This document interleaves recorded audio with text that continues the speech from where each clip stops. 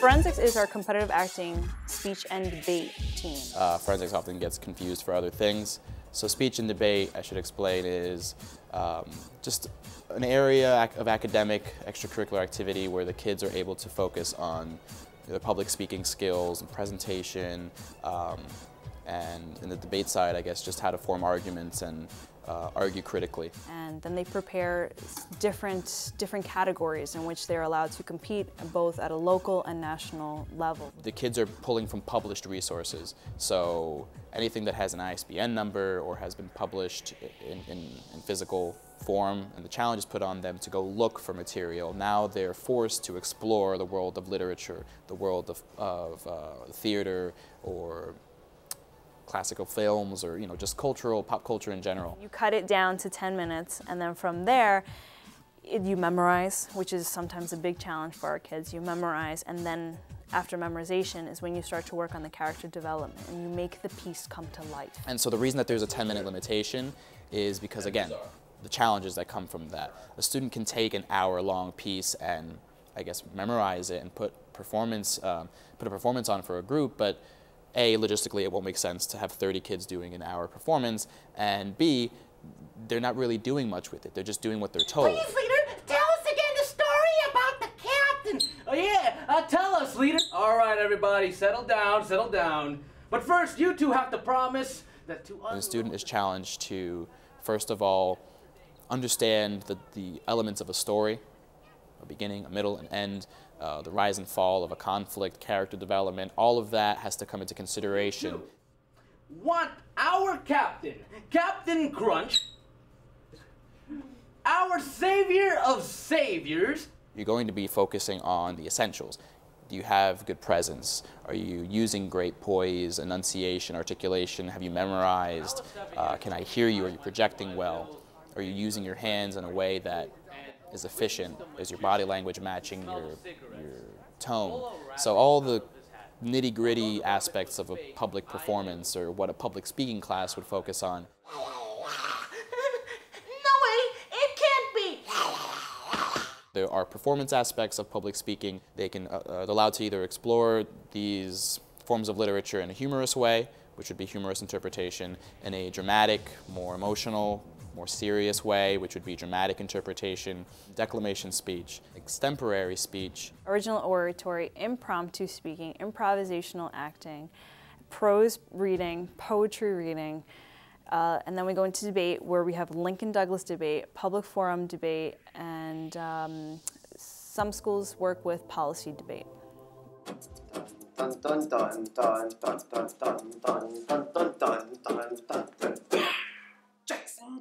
The most complicated and the most technical category is duo interpretation, because there's two students working together, and the catch is they can't look at each other.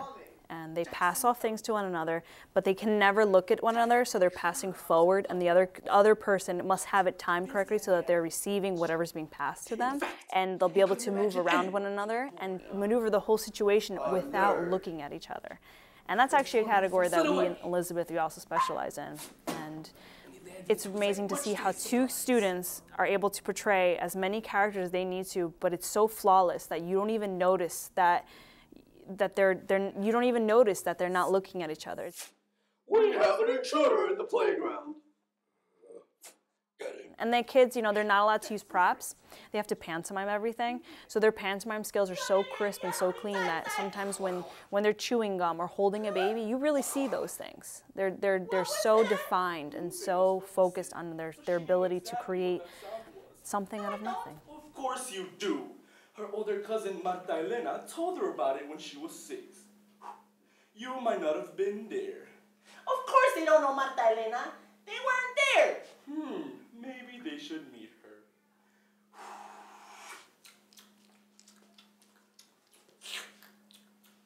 her.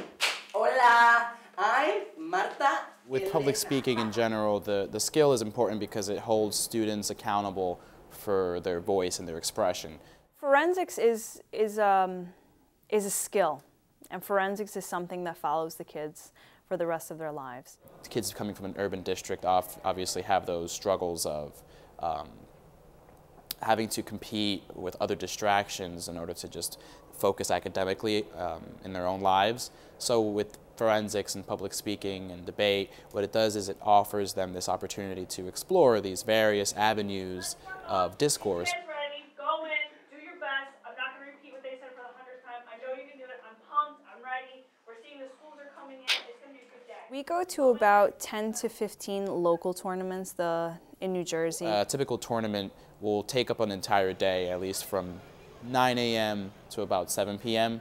The competition is broken into 3 rounds where students will compete inside classrooms. After preliminary rounds, tabulations are going on to score who is doing the best amongst the 30 kids, say, in a category of poetry. Broken poetry. And then the top 6 of those 30 will advance to a final round where they'll hit each other in a room, and from those 6 we get our 1st through 6th placements.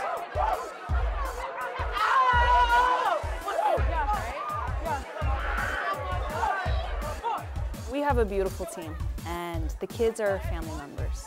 They support each other in every way. The most heartwarming thing is to see on the bus ride home if a new kid didn't do as well as they wanted to at a tournament, is to watch a veteran member come over and support them and motivate them and inspire them to take what they did that day and turn it around and make it better for the next time. The Elizabeth team, and in the state of New Jersey, they've always had this kind of reputation for just embracing this. We are an urban school, so we are diverse and we embrace our diversity, so we try to encourage that. We tend to compete against more suburban, more affluent neighborhoods, so we kind of stick out like a sore thumb. So the kids learn to embrace that and use that for their benefit. And what happens is the students develop a sense of pride for their city. Having gone through this team, and the same thing I think Ms. Drummond would say, is we just want to be able to contribute that much more to our team. There's a sense of loyalty there. And it's funny because the loyalty for me, I would say, is to the team.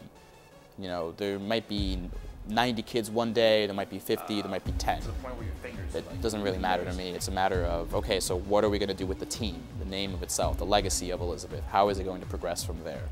Because it has come a long way, and it's always kind of been this underdog story for Elizabeth, and the underdog story has sometimes ended in a way that is completely satisfying, and sometimes it's come short. So we always want to try to make it better every year.